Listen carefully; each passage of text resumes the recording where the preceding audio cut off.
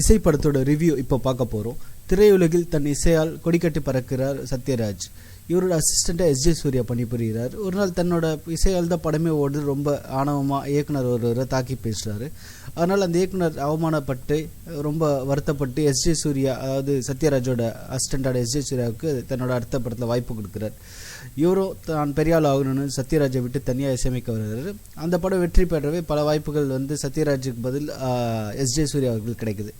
இதனால் சத்யராஜ் ரொம்ப வெறுப்பாய் எஸ்ஜே சூர்யாவை எப்படியா பண்ணி தான் இழந்த அந்த இடத்த முதல் இடத்துல வரணும்னு ரொம்ப முயற்சி பண்ணுறாரு.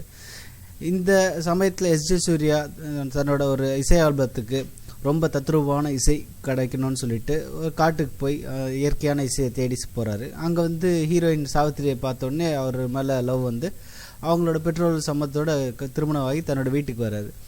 அப்போ வீட்டில் இருக்க அவரோட உதவியாளர்கள், மேனேஜர் எல்லாம் அவரை ஒரு மனநிலை பாதிக்கப்பட்ட மாதிரி ஆக்க முயற்சி பண்ணுறாங்க. எஸ்ஜே சூர்யாவும் தான் உண்மையிலே மனநிலை பாதிக்கப்பட்டோமோன்னு நினச்சிட்டு அவர் அதே மாதிரி கிட்டத்தட்ட அந்த நிலைமைக்கு டாக்டர்கிட்ட போய் பார்க்குறாரு, சைக்கியாட்ரிஸ்ட் கிட்ட.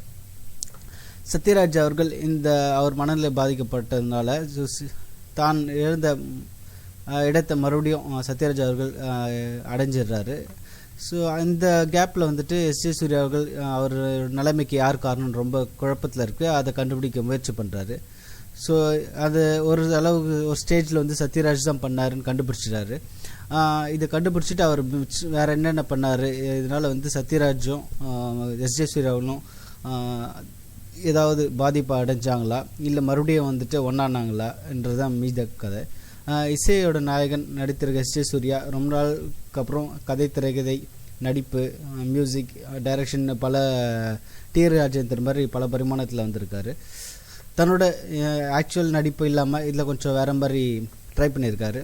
மொத்தத்தில் நடிகராக அவர் நல்லா பண்ணியிருக்காரு. இசையும் பார்த்திங்கன்னா ரொம்ப நல்லாவே கொடுத்துருக்காரு. பேக்ரவுண்ட் மியூசிக்கும் ரொம்ப அருமையாக இருக்குது. ஹீரோயின் சாவித்திரி அவர்கள் பார்த்திங்கன்னா நடிக்கிறதுக்கு அவங்களுக்கு வாய்ப்பு இல்லைனாலும் ரொம்ப கிளாமராக காமிச்சிருக்காங்க. மற்றபடி காமெடிக்கு பார்த்திங்கன்னா கஞ்சா கருப்பு, எம்எஸ் பாஸ்கர், தம்பி ராமையா, ஜெயபிரகாஷ் அவங்களோட வேலையை கொடுத்த வேலையை கரெக்டாக செஞ்சுருக்காங்க. படத்தோட பெரிய ப்ளஸ்ஸும் பார்த்திங்கன்னா சத்யராஜ் அவர்களோட நடிப்பு. அவரோட வில்லத்தனத்தினால பார்த்திங்கன்னா ரொம்ப வருஷம் கழிச்சு ரொம்ப அருமையாக பண்ணியிருக்காரு. பெருந்தன்மை பொறாமை எல்லாத்தையும் அருமையாக பண்ணியிருக்காரு. மொத்தத்தில் இந்த கதாபாத்திரத்துக்கு உயிரே கொடுத்துருக்காருன்னு சொல்லலாம். எஸ் சவுந்தரராஜன் ஒளிப்பது ரொம்ப அருமையாக இருக்குது. படம் ஆனால் 3 மணி நேரம் மேலே போகிறது ரொம்ப மக்களால் பொறுத்து பார்க்க முடியல. மொத்தத்தில் இசையை பார்த்திங்கன்னா ரொம்ப அதிகமான இசையாக இருக்குது.